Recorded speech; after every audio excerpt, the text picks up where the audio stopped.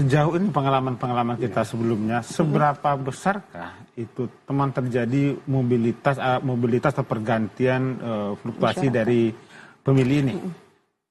Penambahan jumlahnya atau pengurangan? Bisa juga pengurangan. Kalau sekarang, kalau kita lihat di data model A itu terjadi peningkatan jumlah pemilih. Kalau pemilih kita sebelumnya di angka 313.000 lebih, sekarang 324.000 lebih. Berarti ada sekitar 11 ribuan tambahannya. Kalau di model A. Tapi kita memastikan itu validnya kan dengan hasil coklit. Tapi sebenarnya yang menantang di pencoklit tadi itu adalah soal mobilitas warga. Itu yang paling menantang. Karena begini, saya 2 hari ini turun ke seluruh nagari, mengumpulkan seluruh pantarlih. Itu kan saya cek data mereka satu-satu.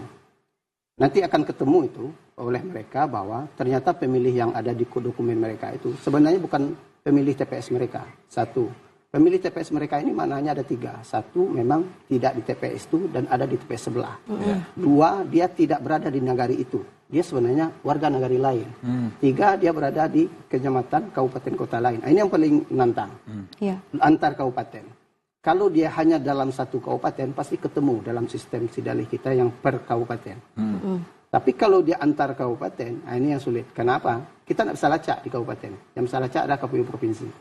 Tantangnya di situ. Nah, kenapa bisa seperti itu, Pak Edi? Itu soal administrasi data. Administrasi data itu dinamis. Itu terjadi karena apa? Karena orang berpindah tempat, kemudian pindah dokumen. Karena faktor menikah, kemudian dia pindah dokumen. Dan banyak faktor. Kemudian bisa jadi karena ada, kalau kasus lama ya, ada orang yang kuliah ke kota lain, kemudian dia nempel ke kakak tempat dia kos.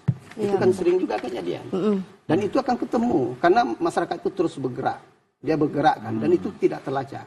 Jadi kalau dalam beberapa forum saya bilang salah satu hal yang paling unik di Indonesia itu soal data pemilih adalah kita punya sistem gabungan yang tidak bisa dipisahkan.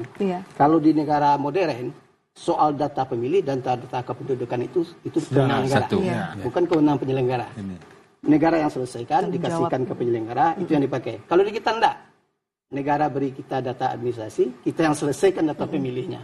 Sedangkan faktanya tidak seluruh orang kemudian melaporkan kondisi administrasi penduduknya hari itu. Contoh kita pernah diskusi soal banyaknya warga Padang Pariaman sampai sekarang masih di Malaysia dan itu sudah jadi warga Malaysia bertahun-tahun. Tapi dia ada lapor ke negara. Seharusnya itu kan dikeluarkan dari sehingga masih terdata lah sebagai pemilih. Nah, waktu kita melakukan pencoklitan itu kan dibilang tuh sama si keluarga. Orangnya nggak di sini lagi, di kakak masih ada, tetapi orangnya udah 2 tahun 3 tahun nggak pulang. Nah, kalau dalam konteks itu masuk tetap kita coklik itu sebagai dalam penelitian kita sebagai orang yang wajib pilih atau orang yang udah boleh dikeluarkan. Inilah fokus sekarang yang agak beda dari pemilu sebelumnya. Kalau pemilu sebelumnya misal 2014, 2019 itu ada semacam kebijakan sepihak dari KPU untuk mengeluarkan diskresi lah, untuk mengeluarkan orang yang sudah dipastikan dan ada pernyataan dari dia bahwa dia tidak akan memilih di Padang Pariaman karena dia berada di luar Padang Pariaman. Dari dia orang yang pemilih atau dari keluarganya? Dari keluarga atau pemilih. Dan harus dipastikan dulu bahwa memang yang bersangkutan misalnya berada di Jawa dan tidak akan pulang itu. Ada pernyataan baru kita keluarkan. Sekarang tidak boleh.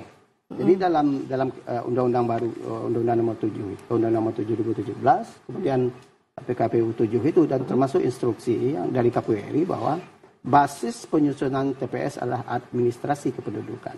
Berarti sesuai dengan alamat KTP, walaupun faktanya dia tidak di Padang Pariaman. Walaupun dia di Amerika, mau di Mekah tinggalnya bertahun-tahun, sepanjang administrasi kependudukannya tetap dia masuk di situ. Walaupun faktualnya pemilu-pemilu sebelumnya sudah tidak ikut memilih.